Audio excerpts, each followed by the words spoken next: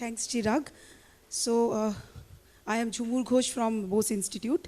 So now we will be having the network biology session lined up with 4 speakers. So just there will be a little bit of change here. So we will be having the second speaker speaking first because he will be online. So we now have Dr. D. Sundar from IIT Delhi.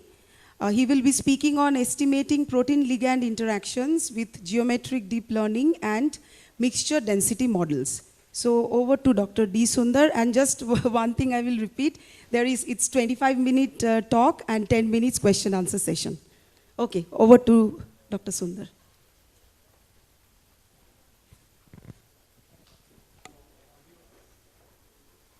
I hope you're able to hear me. Okay, so let me just try to share this thing.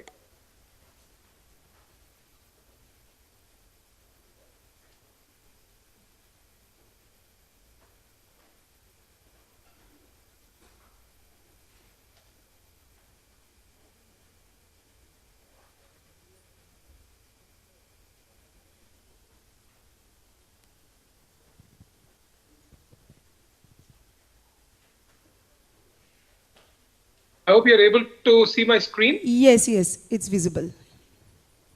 Okay. Okay, thank you very much. First of all, thank you very much, Chirag, for this opportunity for me to be part of the symposium. My apologies for not being able to be joined in person. Good morning, everyone. Today I'm going to speak on how one could leverage representation learning for drug discovery. As you all know, understanding the interactions between a ligand and its molecular target is crucial for guiding the optimization of molecules for any bioinformatics drug design workflow. Multiple experiments and computational methods have been developed and reported in literature, which are able to help us understand these biomolecular interactions in much better way. But with the availability of large number of structural data sets today, there is a need for developing a statistical framework that can improve upon the existing physics-based solutions. Here, I'm going to present today a method that has been recently developed by our lab here, which is based on geometric deep learning, which is capable of predicting the binding conformations of ligands to protein targets. So overall, I'm going to try to convince you that one could easily leverage AI or representation learning to improve structure-based drug design, which is going to be very, very handy for drug discovery. Let me get my pointer out. Yes. Okay. So, as you all are aware, developing a new drug from an original idea to the launch of a finished project, it's a complex process. It takes about 12 to 15 years, and it's going to cost in excess of $1 billion. And typically, drugs fail in clinic for 2 main reasons. Either they do not work, or either they are not safe. And one of the important steps in developing a new drug is the target discovery, and which is going to be comprising of target identification and target validation. A target is in general a broad term which can be applied to a range of biological entities. It could be proteins, genes, and RNA, and so on. A good target needs to be efficacious, it should be safe, it should meet the clinical needs, and above all, it should be easily druggable. So what I mean by a druggable target is that it should be easily accessible to a putative drug molecule, be it a small molecule or a large biologicals. And after binding to it, it should be able to elicit a biological response, which may be measured both in vitro and in vivo. So a good target identification and validation will increase the confidence in the relationship between a target and the disease, and which will allow all researchers to explore whether the target modulation will lead to a mechanism-based side effect. So following this target discovery is the next step, which is going to be lead identification and lead optimization. So in this process, where a lot of compounds get screened and a lot of compounds get designed and developed. So this is the key step where many physics-based computational drug screening methods have been employed. And some of these are already listed here, which is actually a textbook information. So some of these screening strategies could be largely from high throughput, where large number of compounds could be assayed, and you could have a focus screen, you could have a fragment screen, and so on. So several such screening methodology will eventually lead to a final selection of a candidate molecule, which will get into the last phase, which is the clinical development. And this is a very, very long process. Here, you see some of these which are shown, which are going to be part of what is traditionally called as a computer-aided drug discovery. And this can actually provide a coverage across a wide chemical space where you can use computational methods to reduce the number of compounds that actually eventually gets screened. So when you look into some of the current methods for modeling drug target interactions, right? One of the important aspects is one should be very clear in understanding that identifying a potential drug candidate from a huge chemical space is a non-trivial thing. And accurate identification of this is very fundamental to the discovery and repurposing and development of any lead molecule. So identifying these potential drug candidates is extremely critical. While the biochemical experimentation is limited by the aspects of time and scale, bioinformatics or in silico method have been largely reliant on physical representations of proteins and small molecules. And based on these, we develop mathematical models that can actually mimic the behavior of the biological entities.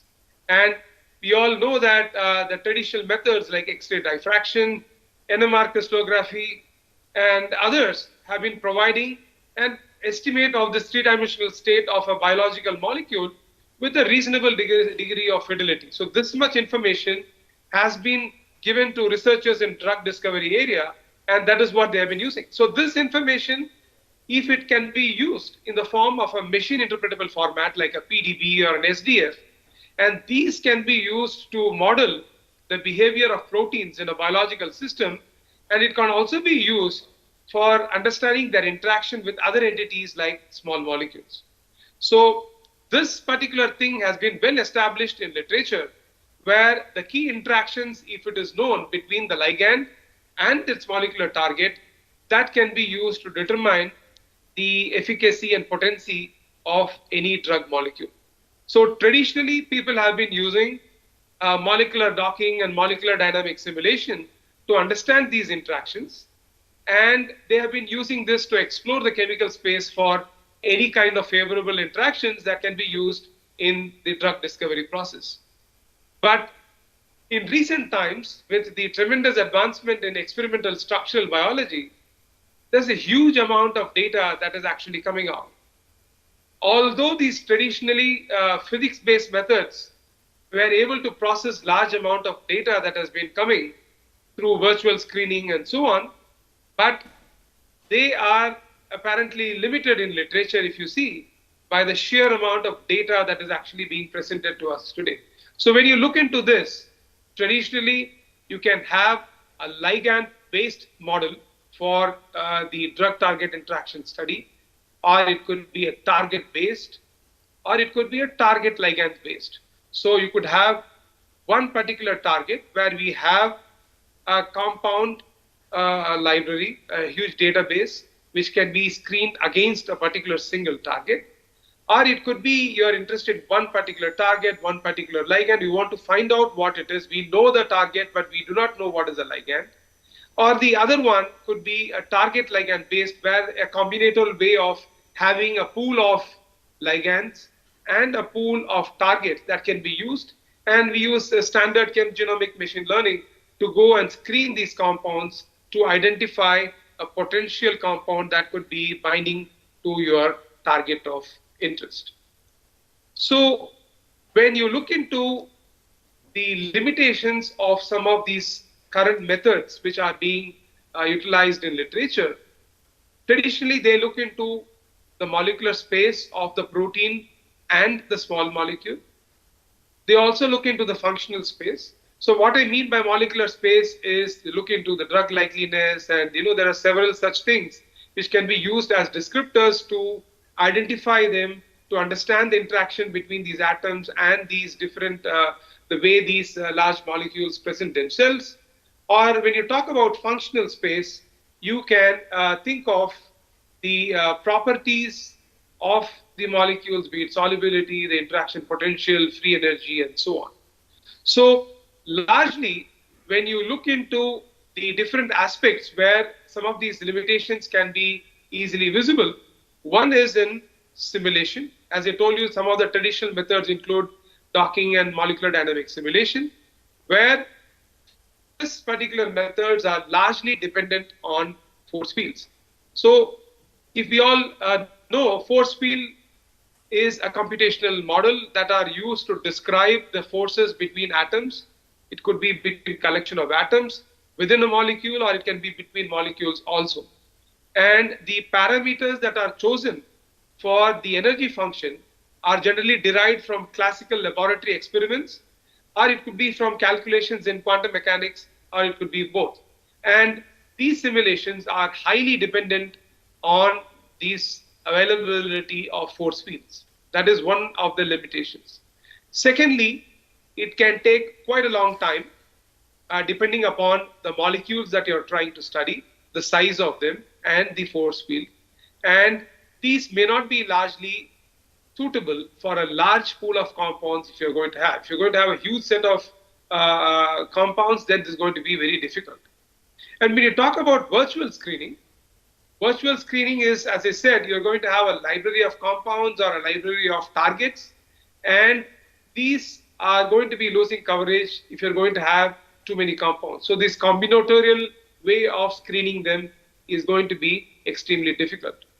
And these techniques are going to be traditionally based on some handcrafted features, which I will briefly mention in my next slide. And when you talk about the de novo design methods, and these methods are going to be largely based on the the different synthetic compounds that are going to be made and how do we design them and develop them.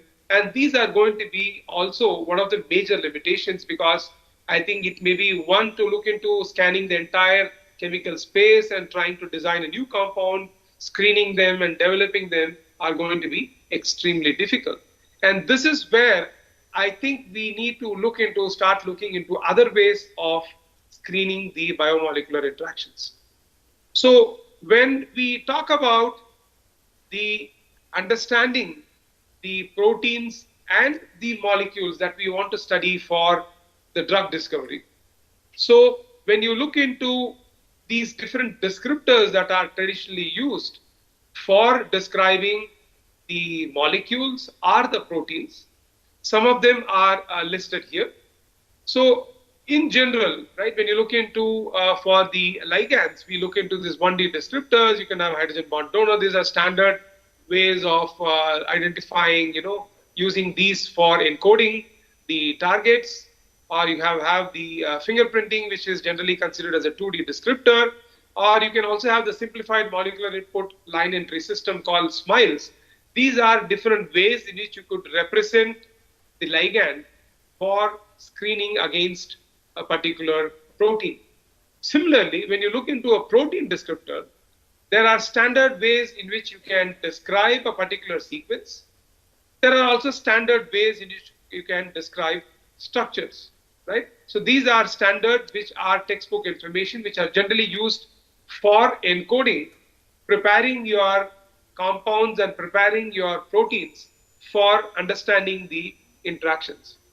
But when you look into this newer area where AI-assisted computational structural biology is progressing, this is really giving a tough competition to in silico methods, the traditional ones which are physics-based, because the ones which are able to model the interaction between biomolecules, as I said, using physics-based methods, some of these have a great potential to identify compounds if you can incorporate certain statistics-based algorithms for scoring these different combinations, right? Where there is a minimal focus on getting optimal conformations of understanding these ligand and target system, right? So this is going to be an important area. So that is what we thought we will actually concentrate on. So when you look into one of the important aspects that also limits the physics-based methods is the lack of residue level interpretability. So this is one of the major factors that are actually causing a limitation, because they are limited in terms of speed as well as scale, which I mentioned in my previous slide. So it becomes very important to generate an efficient representation of data, be it for the protein or the molecule, right? It becomes very, very important. And using them in a machine learning method can provide a very, very handy tool for understanding the way in which these biomolecular interactions happen. And this is going to be a little tricky because unlike representation learning, which has been traditionally used in machine vision or voice recognition and so on, generating reliable representations of molecular data is extremely challenging, which I'm going to tell you shortly. So when you look into traditional approach, as I said, these are going to be traditionally based on some handcrafted features, right? How do we describe them, as I said earlier? And these are generally fixed parameters that are used, and these are hand-engineered molecular features which are based on what has been already reported in literature, where we traditionally use molecular weight, number of heavy atoms, and so on. And we also use fingerprint if you want to use more sophisticated features. So enumerating all of these possible substructures and all of these are one of the major ingredients for a traditional approach for describing these molecules. What I mean by describing these molecules is coming up with parameters that can describe these, because we have these ligands, we have these the proteins. These need to be represented in a certain way so that we can look at a combinatorial way of shuffling these two to identify the best combination, and we kind of optimize the ones which can be used as a potent drug molecule. So, let me now give you the premise for what we are trying to project in this particular method that we have developed is a statistical perspective, where conventionally, when you look into this, right, there has been a reliance on vector encodings and fingerprints to embed the molecular information into a matrix of values that can be further used to train a traditional ML model. However, as I said earlier, the molecular data is very, very different from an image or a voice, because there is a spatial aspect to them. In addition to the physical and chemical characteristic, these molecular data also needs to have a consideration of a spatial aspect. So when you look into a diametric representation of molecules, that would be incorporating the topological arrangement of atoms in a three-dimensional space. That should be used for a trainable data structure.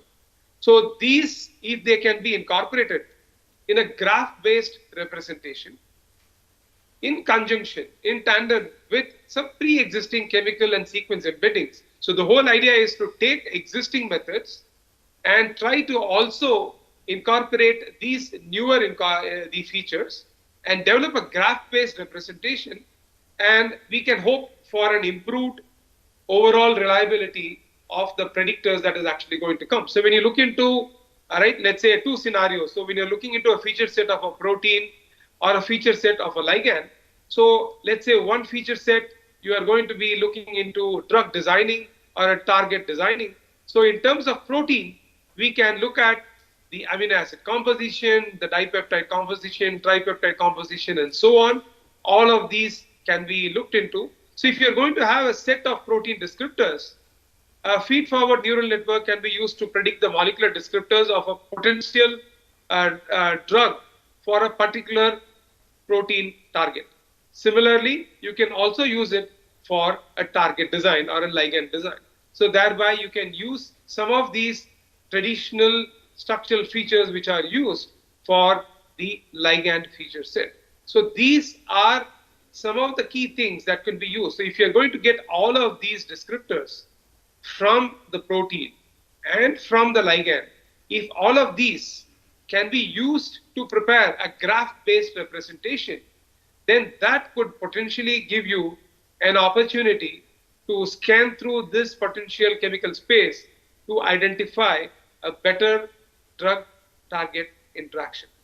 So let me now try to compare, based on literature, how a physics-based drug target interaction prediction approach compares with a machine learning-based methods. So when you look into a physics-based method, so as I said earlier, there is an immense interpretability of this particular one. There's a high level of control because a lot of this data is coming from experiments, and there are some standardized protocols, and these physics-based methods have been employed in literature, and several success has been reported. While the success has been reported, there is also an important thing to keep remembering is that this is going to be limited by the availability of 3D structures, the time it is going to take based on the size of the molecule that you're going to be studying, and the kind of hardware requirement for you to do these large docking and MD simulations. And as I said, there is going to be a large limitation of the force field based on the interaction that you want to do.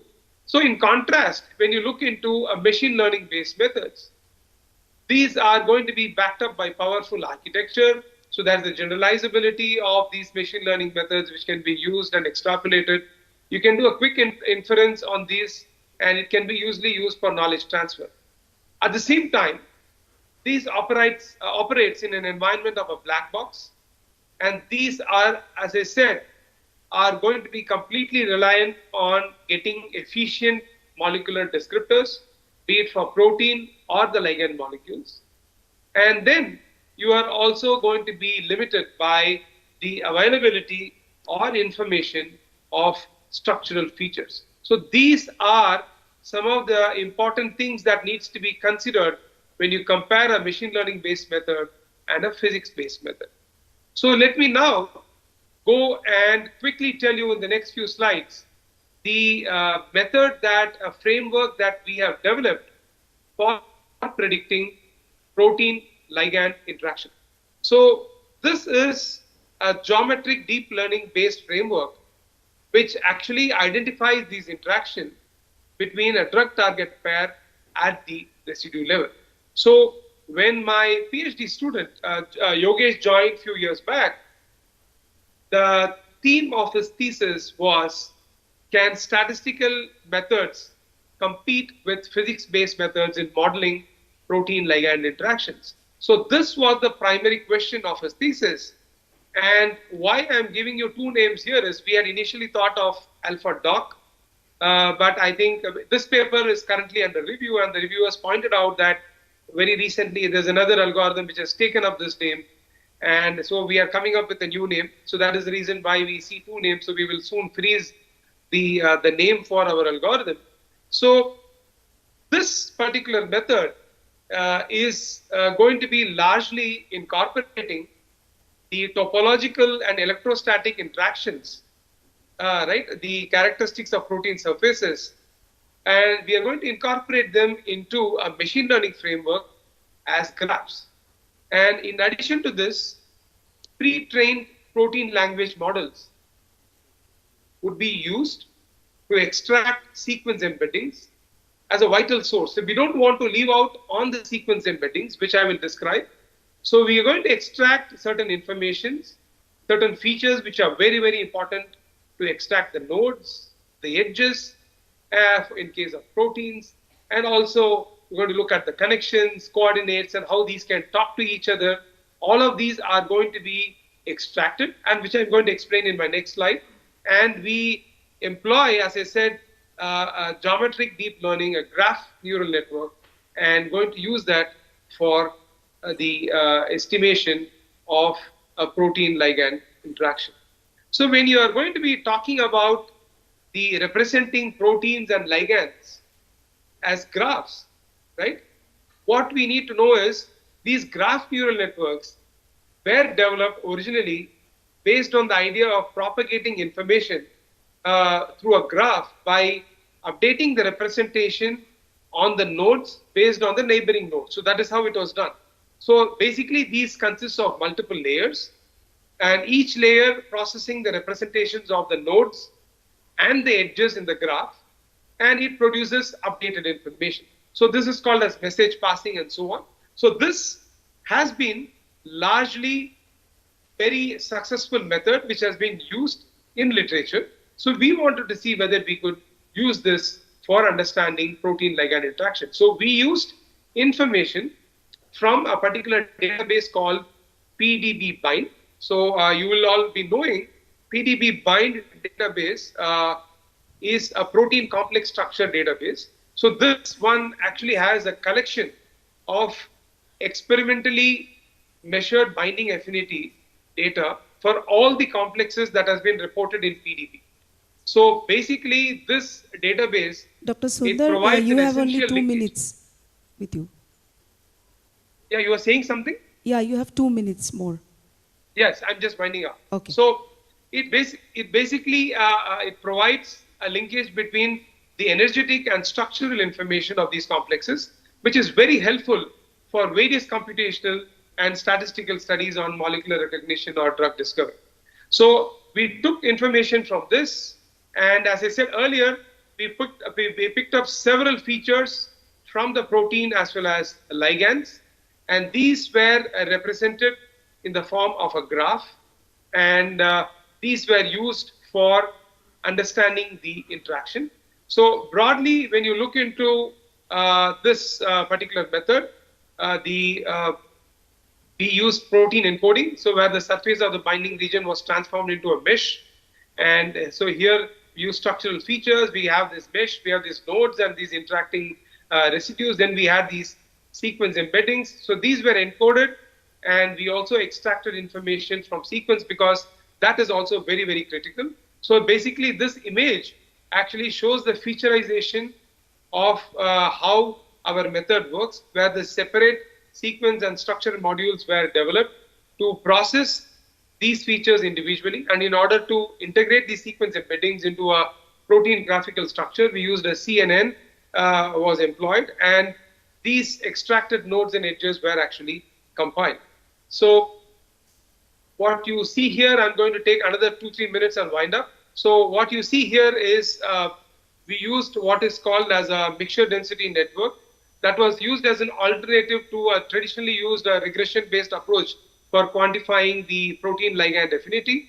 So you can see here that if you are given a protein-ligand pair, if the goal is to understand the exact location where the ligand binds onto the protein surface or the exact conformation of the ligand molecule, these mixed density networks helps in modeling this conditional distribution of the target variable, given that the input variables using a particular mixture model. So this would involve representing the target distribution as a weighted sum of several such complex component distributions, which have their own set of parameters. I think for want of time, I think this has been already deposited as a preprint, and I will give you the reference for it. I think you can take a look at it. I'll be happy to answer any further questions that you may have. So what I'm trying to summarize in this particular thing is, this is the overall structure of the developed framework, where you can see in panel A that the protein and ligand are represented as their respective graphical forms.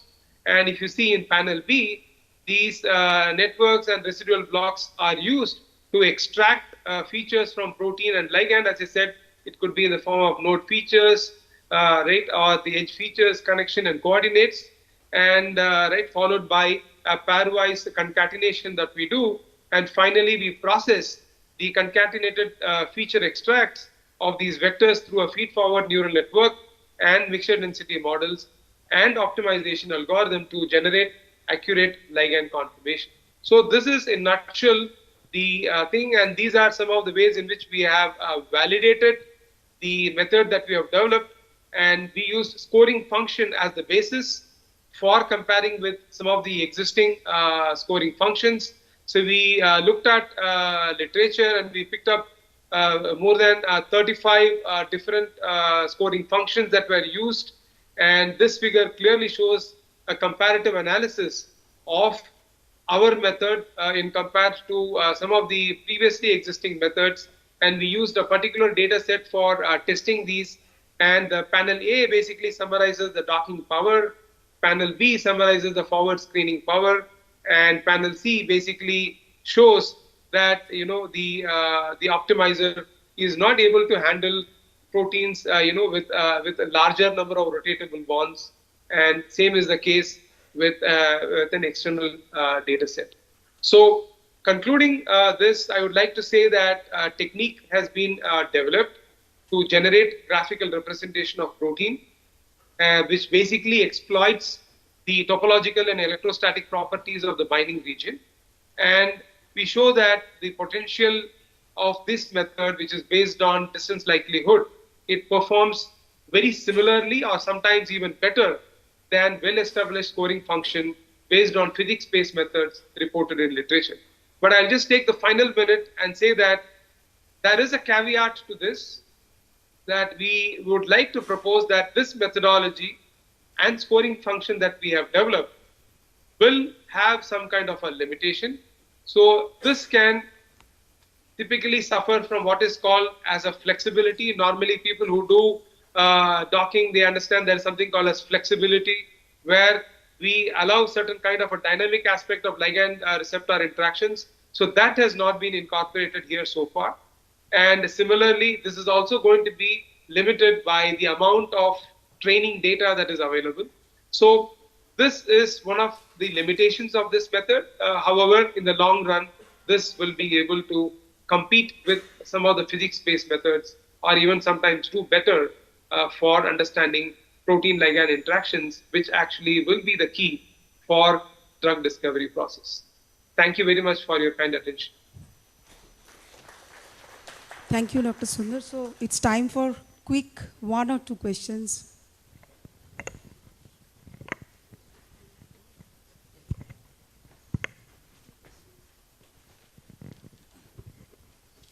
Hello, sir. Thank you for the talk. Am I audible? Yeah. Yeah. So, my I'm question, able to hear you. Yeah. Yes, sir. My question is that when you are having multiple methods, mathematical methods for making the simulation, how do you choose a specific method for it, and how do you justify that method for making the simulations? Because you won't be able to do simulations with most of the things, so you have to zero in on some methods. So how do you narrow down on the methods for the simulation, mathematical methods? Yeah, so I think this is actually going to be by trial and error. I think one has to really consider the kind of molecules that you're going to be using, the kind of target that you're going to be interested in. So this has to be, identified based on, there has to be a lot of background work that has to be done with some kind of a background data that you actually have. So there is no general answer to this particular one in terms of which one to identify, but I think it has to be based on the data set that you have. One has to decide the method to follow. Okay. Yeah, really nice talk, sir. I have 2 questions. So first one, when we're encoding these structures for the machine learning algorithm, we're usually using static structures, right? So are there any methods to use dynamic structures or a series of these structures? If so, how do we attach weights to these different structures? Yes. Yeah, so as I said, towards the conclusion of my presentation, the method that we have developed actually currently lacks that. When you are going to be extracting information in the form of nodes, edges, and so on, I think that does not pick up the typical dynamic flexibility that is required for understanding biomolecular interaction. So, but while physics-based methods, there are ways in which you can allow, while you're trying to understand the interaction based on docking, so on, there are ways in which you could allow that, where the method picks up these different spaces. While this method currently lacks that, if you ask specifically to the one that we have developed, but that is something, we will have to find out, right? Because right now we are picking up these representations based on static structures. Unless you have different representations of the structures, right, of the same target or the protein, this would be a difficult one to pick up. Yes, sir. So with respect to that, if you have a series of static structures, how would we weigh them with respect to each other? So in terms of importance of the structure. Well, I think that is something, you may not be able to weigh that, right? So when you have a very clear interaction, people generally don't do a flexible docking. When you look at physics-based methods, we go into that only when you are not very clear about, when the interaction is not solid, right? So I think that is something, right, we will have to, right, I think allow some kind of a flexibility in terms of giving weightage. You may not be able to give a prior biased weightage for any particular structure variant for picking up these representations and then presenting it to your model for coming up with these measuring of the interaction. I don't think there can be any bias, at least according to me. It might not be able to be very comprehensive. Okay, thank you. Yeah, hello, sir. Thank you for the talk. So I actually have one question. Like, how are we going to believe the confidence, or like how when we have the interaction of the ligand and the protein is very less? Like, say, suppose a small twist or turn makes the ligand to be as an activator than the the other turn be as an inhibitor.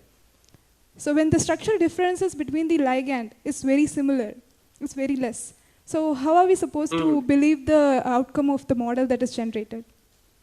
Yeah, so I think, that is something, I could not explain for want of time. So actually, right, so what we, we used a particular, as I said, the training data was taken up from the database called BDBIO, but it had about 19,000, entries. So we extracted or removed a certain data set called as the CASF16, and which actually had enough number of decoys. And we picked up these decoys, which actually had a variation from 0 to 20 angstrom, difference for them.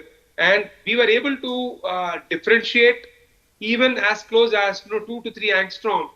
The difference was picked up by this method. So that means if anything which had a slightly larger variation, our method was not picking up. So as in the last slide, I kind of showed that anything towards having a higher variation in the RMSD, it was not picking up. So I think, there are some refinements that are required.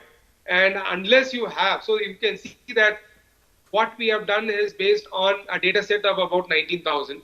And from there, we have validated, we have taken, 14,000 for training and about 286 or something like that for the test. So we had an internal and external data set, but that's a limited data set. But within that, it actually had hundreds of decoys, and it was able to clearly differentiate. So I think one needs to have more and more such solved and completely experimentally determined information. If that is there, this method could be clearly defined much better.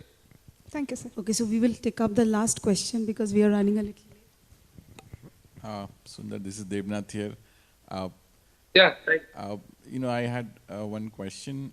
So have you tested your method on its ability to identify repurposed drugs? Because your association is with the receptor and a particular drug. So what about finding repurposed drugs? So from literature and trying to see if it can be recovered by your method. Yeah, somehow I'm actually missing for audio clarity. Actually, can you just repeat? Have you tested? There's an echo. Have you tested for repurposed drugs? Your method? No, we have not done, right? So I think, as I said, right now it is actually we are currently doing those. So we have just finished this entire thing, but we are currently looking at one chemical space which is natural products, and we are also looking into which that has been one of the interest in my lab, and we are also looking at some of those. That is something which we are currently doing. I don't have data right now. Okay. Thank you so much. Okay, with that, we would like to thank our speaker. Thank you, Dr. Thank Sundar. you. Thank you. Thank you. Thank you very much. I'm actually missing the opportunity of missing. I'm actually seeing a lot of my friends. I think Devnath is there, Dr. Tata is there. I'm seeing Himanshu, a lot of people. Thank you very much. Thank you. Thank you.